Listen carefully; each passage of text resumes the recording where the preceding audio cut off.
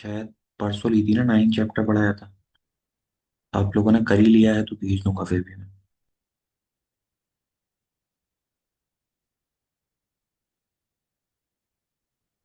जी sir. मैं ये बोल रहा था, मैंने लास्ट क्लास जो ली थी आपकी परसों, उसका मैंने वर्क भेज दिया था आपको। नो। ये 9.2 ही पढ़ाया था मैंने उस दिन आपको, लेट क्लास करी थी ना ज्वाइन मैंने। जी। जी। जी सर। ठीक है। और ये चैप्टर नंबर, इसका मैं टेस्ट भी लेने को बोला था आपका। तो टेस्ट में आपका, आप लोग 6 एक्सरसाइज तैयार कर लिया आपने पूरी, या अभी भी किसी की सर रह गई है? एक बची है मेरी। एक बची है। कब तक हो जाएगी वो? कल तक।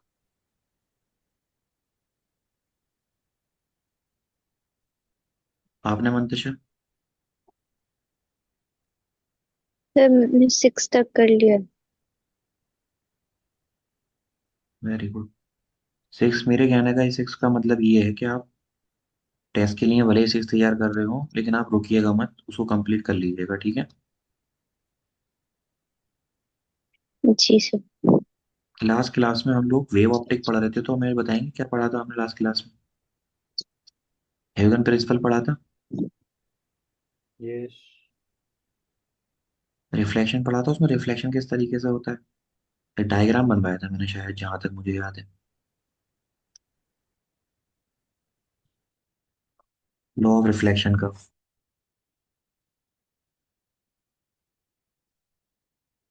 पिछले कई बार से मैंने दो दो क्लास मैथ्स की ली थी, ठीक है। अगर देखा जाए तो हमारा सिलेबस ज्यादा नहीं रह गया है, क्योंकि जहाँ वेव ऑप्टिक कंप्लीट होगी आपकी, एक साइड से आपके मॉडर्न फिजिक्स के चैप्टर कराना शुरू कर दूंगा फिर मैं, जितना मतलब लेक्चर हो पा रहा है रिकॉर्डेड तो नहीं ले पा रहा मैं अभी, लेकिन मैं जितना भी ले पाऊंगा आप उसको करते रहिएगा, ठीक है, साथ में हो जाएगा आपका। अ, इस वीक में काफ़ी ज़्यादा चीज़ें हो जाएंगी, ये मतलब काफ़ी सारी चीज़ें कंप्लीट हो जाएंगी मेरे एंड से। तो लास्ट वाली क्लास की अगर बात की जाए तो मैंने आपको एक हेडिंग लिखाई थी, लॉज ऑफ रिफ्लेक्शन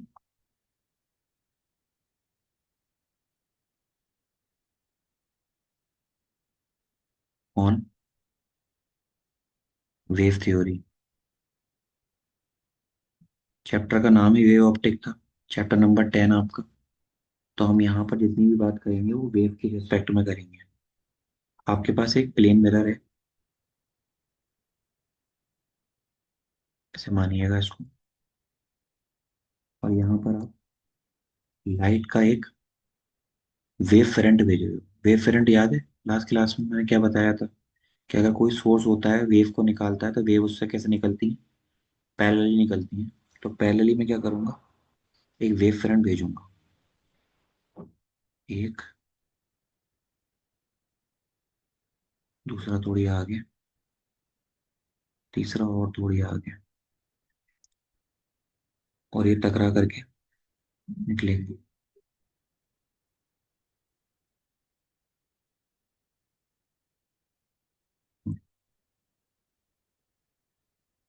3। ठीक है। इंडिविजुअली आपने रिफ्लेक्शन कराया है, तो ये इसका रिफ्लेक्शन, इसका रिफ्लेक्शन, इसका रिफ्लेक्शन। अब आपको इतना तो पता है कि रिफ्लेक्शन में क्या होता है, कि एक साइड से रे आती है, ये नॉर्मल होता है, यहाँ जो लाइन बनती है उसे एंगल आई, यहाँ जो बनता है उसे एंगल आर बोलते हैं। उसी के साथ जो यहाँ एंगल बनते हैं वो होता है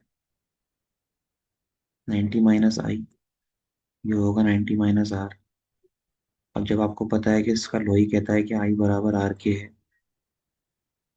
तो आपका 90 - आई भी तो 90 माइनस एंगल आर के बराबर होगा, होगा कि नहीं? जी सर। यस। इस चीज का ही मैं यहाँ पे यूज करूंगा। आप क्या करोगे, आप एक नॉर्मल डालिएगा यहाँ पर। एक नॉर्मल तो ये है, इसके थ्रू आपका रिफ्लेक्शन हो रहा है। ऐसे करके दो नॉर्मल डाल लीजिए। यहाँ पर भी एक नॉर्मल, ये नॉर्मल से रिफ्लेक्शन को शो कर रहा है। लेकिन दो चीज है मेरे पास, और वो ये है कि मैं इस पॉइंट से एक परपेंडिकुलर डालूंगा इस वाली लाइन पर। ठीक है, और एक परपेंडिकुलर डालूंगा मैं इस वाली लाइन। ये दो परपेंडिकुलर ध्यान रखिएगा, इनके नाम लिख लीजिएगा आप। इसका नाम है पी, और ये है ए डैश। ठीक है, कुछ मैंने पिछली बार ज्योमेट्री थोड़ी बहुत बताई थी, तो वो मैं दोबारा रिपीट नहीं करूंगा। अब जो मैं बोलूँ वो मान लेना। ठीक है, तो ये मानिएगा कि यहाँ जो एंगल बन रहा है इसके साथ, इसके नहीं बोल रहा मैं, ये जो लाइन है इन तीनों की, इन तीनों के साथ ये एंगल आई बन रही है। और यहाँ जो बन रहा है ये एंगल आर है आपका। ठीक है, ये पूरी ज्योमेट्री में आपको पहले बता चुका हूँ कि ये एंगल आई कैसे होगा। थोड़ा बहुत ध्यान है उसका। जी सर। उस चाहो जी। तो उस लेक्चर को दोबारा देख लेना, वैसे वो इतना इंपॉर्टेंट नहीं है, आप याद भी कर सकते हो कि यहाँ पूरा एंगल जो परपेंडिकुलर आप डालोगे वो एंगल आई यहाँ बनेगा, और यहाँ एंगल आर को मानना पड़ेगा आपको। उसी के साथ ये है आपका ए, और ये है आपका बी डैश। ये बातें ध्यान रखिएगा जो जो मैंने यहाँ पे लिखी है।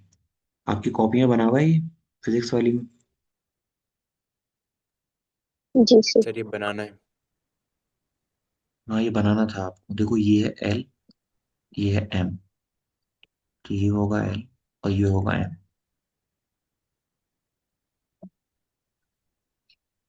1 मिनट लगेगी, बना लीजिए। अब बना ले तो मुझे बताइएगा बना लिया। ओके।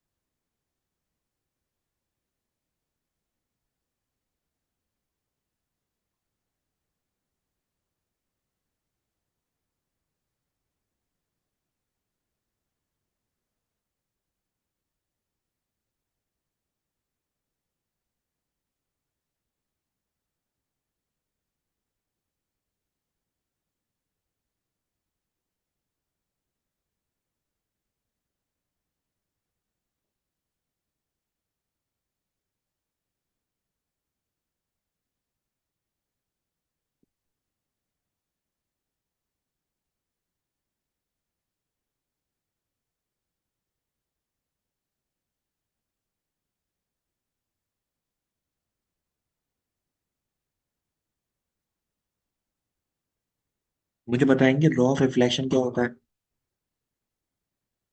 सिर्फ रिफ्लेक्शन का पहला law. Incident incident reflected ray और normal the point all of are line on the incident. Same plane. Yes. ठीक है, दूसरा law? Angle I equals angle R. ठीक है, ये लिख लिया आपने? सर एक सेकेंड। जी। मंतशा आपने बना लिए या बने हुए थे पहले से? जी सर बनाऊँ। ठीक है, अब देखो, लॉ ना, अगर लॉ किसी चीज को बोल रहे हो तो उसका प्रूफ भी आ जाता है कई बार। तो आपने यहाँ पर एक चीज बोलनी है कि जो इंसिडेंट एंगल बन रहा है यहाँ पर, वो एंगल आर के बराबर होगा। यानी ये एंगल आई एंगल आर के बराबर होगा, क्योंकि जब चीज रे के लिए वैलिड है तो वेव के लिए भी वैलिड होनी चाहिए। तो एक काम करते हैं, मैं दो ट्राइंगल लेता हूँ। In triangle A P P dash and triangle P dash A dash A. ये बताओ, ये दोनों ट्रायंगल दिख रहे हैं आपको कहाँ कहाँ? ए पी पी डैश, ये वाला ट्रायंगल है। दूसरा ट्रायंगल है आपका पी डैश ए डैश और ए। दिख रहे हैं ना, दिख रहे हैं दोनों ट्रायंगल आप लोग? जी। जी सर। अब देखिए, यहाँ पर आप कुछ चीजें लिखेंगे, जैसे कि आपका जो एंगल पी है वो बराबर होगा एंगल ए डैश के। क्यों? क्योंकि कंस्ट्रक्शन से आपने यहाँ पर इसको माना है कि ये ईच ऑफ 90 डिग्री है। दूसरा, जो आपका ए पी डैश है वो पी डैश ए के बराबर होगा, क्योंकि ये क्या है, कॉमन है। होगा right angle, yes. Right angle के सामने वाली साइड। ठीक है। अब एक रह गया आपका कोई भी एक साइड। तो एक साइड जो प्रूफ करेंगे ये बहुत इंपॉर्टेंट है, और वो आप साइड लोगे कि ए से पी तक की जितनी दूरी है वो बराबर होगी ए डैश पी डैश के बराबर। क्यों होगी वो मैं वजह लिखता हूँ यहाँ पर। वजह ये है कि आप मान लो जितनी भी रेज हैं वो v1 वेलोसिटी से मूव कर रही हैं। v1 क्या है? v1 is the speed of light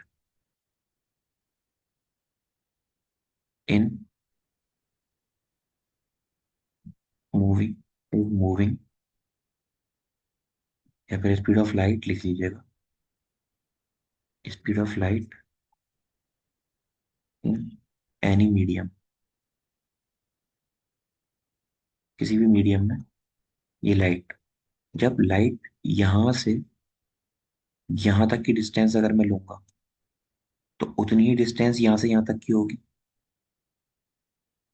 मतलब जितनी डिस्टेंस ए से लेके पी तक है उतनी ही डिस्टेंस ए डैश पी डैश भी तय करेगा। क्यों? क्योंकि जितनी वेलोसिटी से ये मूव कर रहा है उतने टाइम के अंदर, तो आपकी जो डिस्टेंस आएगी वो डिस्टेंस तो सेम ही कवर करेंगे, करेंगे कि नहीं? यस। जी इनकी, सर। अगर मैं इनसे इनके बीच की दूरी देखूंगा उतनी ही इससे इसके बीच की दूरी रहेगी, तो दूरी तो चेंज नहीं होगी। अगर परपेंडिकुलर में डालता हूँ उनके ऊपर तो ये पैरेलल भी तो है। तो आपका एपी और एपी डैश बराबर होगा। इस बेस पे आप कह सकते हो। हाँ पंकज,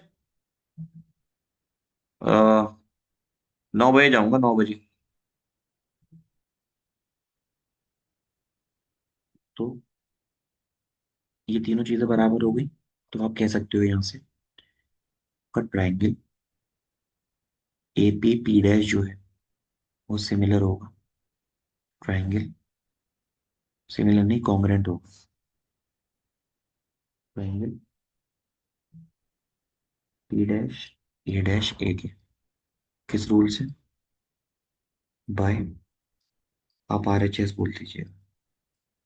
जब भी आर एच एस से बराबर हो गया तो आपके पास अथॉरिटी है कि आपका एंगल आई जो होगा वो एंगल आर के बराबर होगा। किससे? By C P C T. ठीक है। और एंगल आर एंगल आई के बराबर जो है आपका, यही आपका फर्स्ट लॉ है। ठीक है। तो ये सब कुछ लिखने से पहले आप लिखिएगा एक बात,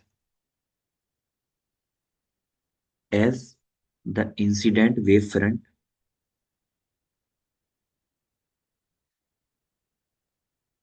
सर इस डायग्राम के बाद लिखना है। जी,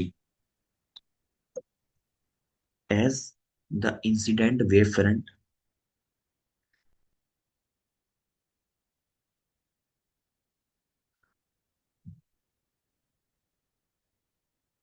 ब्रैकेट में लिखिएगा AP, capital A capital P, when the incident wave front AP is reflecting to the surface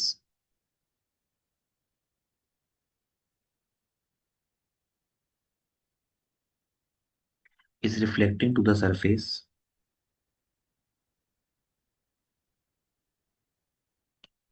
and the reflected wavefront P dash A dash and the reflected wavefront P dash A dash and the reflected wavefront P dash A dash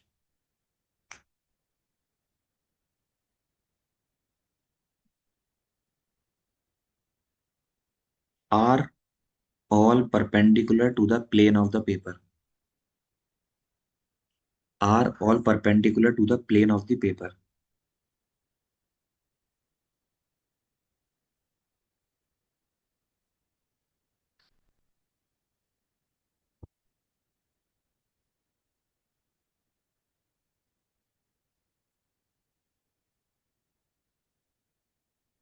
Perpendicular on are all perpendicular to the plane of the paper. लिख लिया? Yes. जी sir. ठीक है, उसके बाद ये सब लिख लीजिए।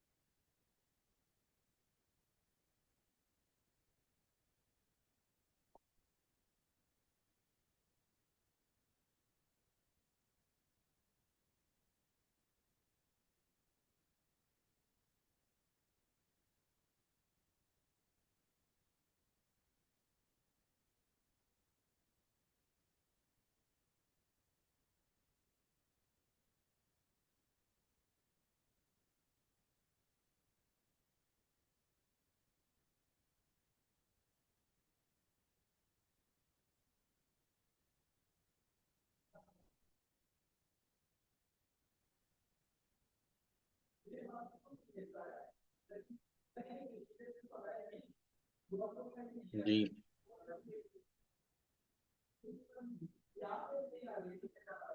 सेकंड लिखिएगा, सेकंड लाइन। इंसिडेंट रे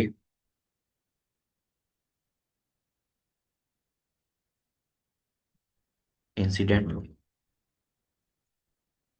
comma reflected ray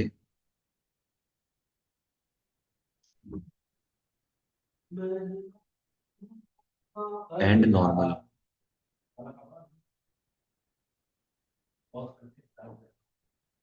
and normal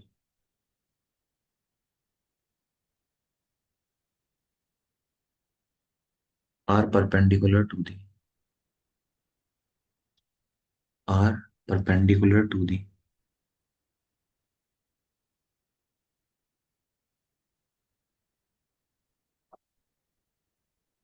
AP comma X Y AP comma X Y and A dash B dash.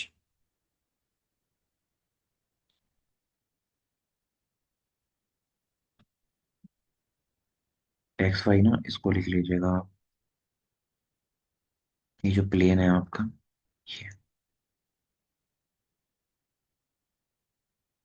AP, XY and A dash B dash all lie in the same plane.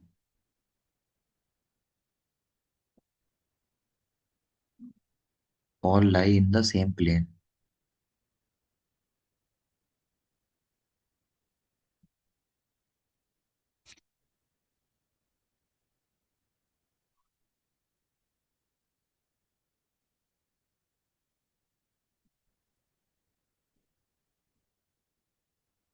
लिखा? जी Yes. एक बार मैं आपको ना basic idea दे देता हूँ, आपको लग रहा होगा ये हो क्या रहा है।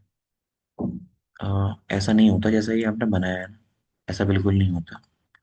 होता इस तरह से है कि आपकी जो वेव्स आती हैं, ये सोर्स ऑफ लाइट होता है, लाइट से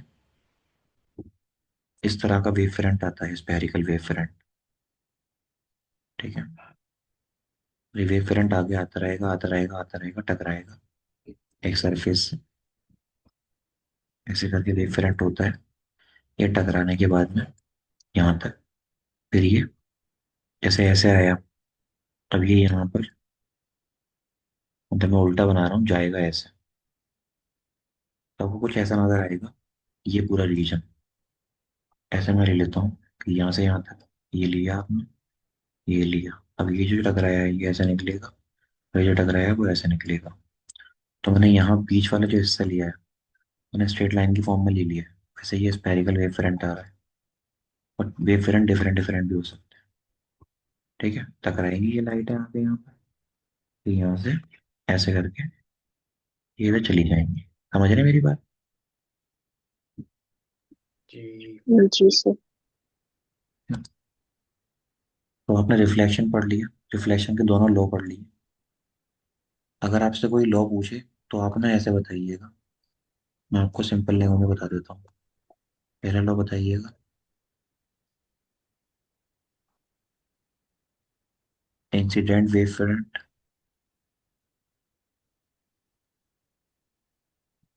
comma normal and reflected wave front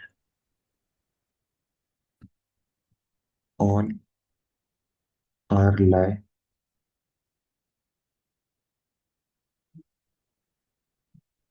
in the. Sir ray नहीं लिखना है, वेव फ्रंट लिखना है। रे लिख लीजिएगा, नीचे लिखा दिया है मैंने, आपको मैं बता रहा हूँ, आपको समझना कैसे। इन दी सेम प्लेन, उसमें रे ही लिखना है आपको, क्योंकि आपने रे डिफाइन की है, और तीनों वेव फ्रंट की जगह आपने एक माना है ए पी। ठीक है, और उसकी जगह माना है आपने एक और रे, पी डैश ए डैश। तो ये ए डैश इसलिए मानी हो कि टकरा के यहाँ मिलती है ये, और ये यहाँ जाकर टकराती है, इसलिए इसको पी पी डैश बोला है मैंने। ठीक है, ये चीज़ बहुत ध्यान रखिएगा। आ रही है बात समझ?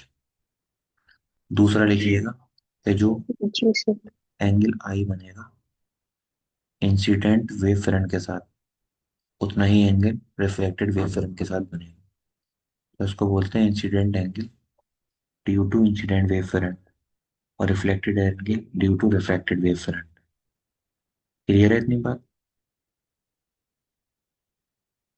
यस। पूरी एंड डालिएगा आप, refraction on the basis of wave theory. Reflection पढ़ लिया आपने, अब आप पढ़िए रिफ्रैक्शन ऑन द बेसिस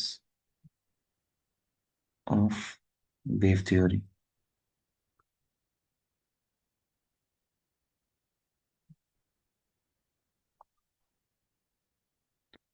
ठीक है, पहले आप इसको लिख लीजिए, फिर मैं आपको इसको बाद में बनवा दूंगा। या एक काम करते हैं, पहले बना लेते हैं और प्रूफ कर लेते हैं। एक ही लाइन है इसमें, और कुछ नहीं है। आपने रिफ्लेक्शन दिखा दिया, अब आप रिफ्रैक्शन दिखाने जा रहे हो। सर ये नेक्स्ट हेडिंग है ना? जी जी, ये सेकंड हेडिंग है। ऐसे करके एक सरफेस लेना। अब सरफेस को पॉलिश मत करना, क्योंकि रिफ्रैक्शन तभी होता है जब मीडियम चेंज होता है। ठीक है, तो ऊपर मान लो कि आपका रेयर मीडियम, रेयर मीडियम, और नीचे आपका डेंसर मीडियम।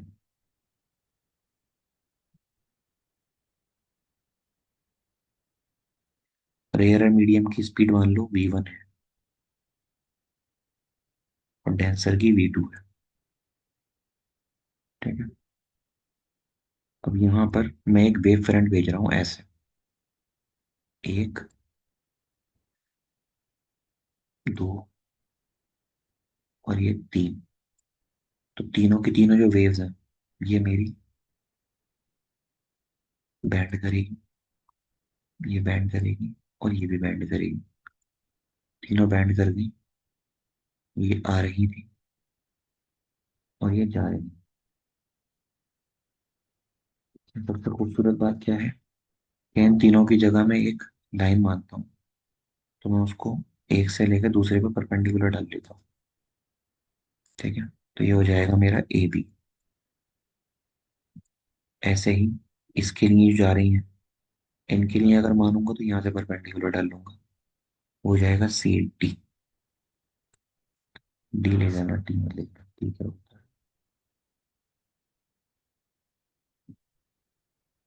सी डी हो जाएगा। ठीक है, तो ये इस पे परपेंडिकुलर होगा। अब देखिए, यहाँ पर इस लाइट को यहाँ से यहाँ आने में जितना टाइम लगेगा, उतना ही इस लाइट को यहाँ से यहाँ आने में टाइम लगेगा। ये बताइए मुझे, लगेगा कि नहीं? यस। मेरा कहने का मतलब ये है, जितने में लाइट यहाँ से यहाँ जाएगी, उतने में ही लाइट यहाँ से यहाँ आएगी, या नहीं?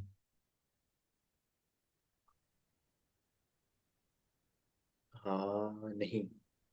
बिल्कुल सेम चीज़ है, देखो आएगी। क्योंकि यहाँ से यहाँ जितनी ये लाइट जा रही है, उतना ही ये डिले करेगी ना यहाँ आने में। क्योंकि मैंने इससे परपेंडिकुलर डाले इसीलिए, ताकि आप इस टाइम को इक्विवेलेंट करा पाओ। ये परपेंडिकुलर यहाँ से यहाँ इसलिए है क्योंकि अब ये तीनों लाइन एक ही जगह पे हो गई। पहले ये लीड कर रही थी, ये वाली लाइन लीड कर रही थी, ये पहले टकरा दी। तो ये वाली लाइन अगर इसकी जगह होती, बी वाली यानी ये वाली लाइन, तो ये टकराती साथ साथ ही। इसको कितना ट्रैवल करना पड़ा, इसको यहाँ से यहाँ तक ट्रैवल करना पड़ा एक्स्ट्रा।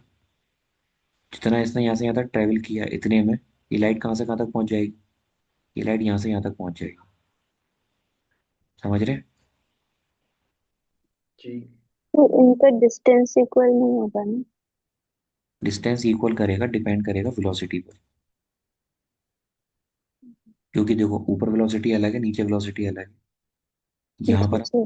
हाँ, डिस्टेंस इसकी जो वेलोसिटी होगी वो डिफरेंट, इसकी वेलोसिटी अलग है। तो यहाँ पर ये डिस्टेंस ज़्यादा कवर करेगा। ठीक है, इसकी स्पीड कम है, इसकी स्पीड ज़्यादा है, तो ये ज़्यादा डिस्टेंस कवर करेगा।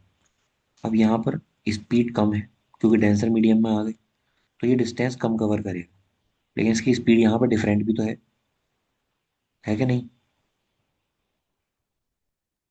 जी। ठीक है, अब मैं क्या करता हूँ, मैं यहाँ दो एंगल ले लेता हूँ। एक एंगल यहाँ लेना आप, एंगल आई, और एक एंगल लेना यहाँ पर, एंगल आर। तो मैं रिफ्रैक्शन की जब बात करता हूँ, यहाँ पर हम डायरेक्ट बात नहीं करते, हम ये दो चीज़ें मानेंगे। पहले मानिएगा V1 क्या है। V1 आपकी है speed of light in one medium या फर्स्ट मीडियम। V2 क्या है? It is the speed of light in second medium. ठीक है, अब ये बात साइड डेंसर मीडियम में तो स्पीड स्लो ही होती है, तो V2 की जो वैल्यू है वो कम होगी इन कंपैरिजन टू V1। ये बात मानते नहीं मानते? जी। अगर मैं जी ट्रायंगल, सर। अगर मैं बात करूँ in triangle A B C में, ठीक है, और मैं लिखूँ साइन आई किसके बराबर हो, तो 90 डिग्री ये है, ये हाइपोटेनियस होगा,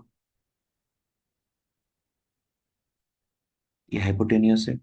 एंगल ये है तो ये परपेंडिकुलर होगा, और ये हाइपोटेन्यूस। इसकी जगह लिखिएगा आप, ए बराबर होगा बी सी अपॉन ए सी के। मान सकते हैं? यस। परपेंडिकुलर अपॉन एच लिखा है। अब आप ऐसे ही लिखिए, सेम चीज। आप ट्राइंगल लो, दूसरा वाला है ट्राइंगल। इससे पहले आपने ए बी सी लिया था, अब आप लो ए डी सी। तो आपको अगर साइन आर लिखना है, साइन आर किसके बराबर होगा? साइन आर बराबर होगा परपेंडिकुलर यानी ए डी अपॉन हाइपोटेन्यूस कितना है? AC होगा। जी।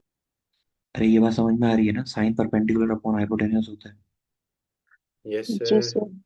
ठीक है, तो साइन आर की जगह मैं लिखूंगा AD अपॉन AC।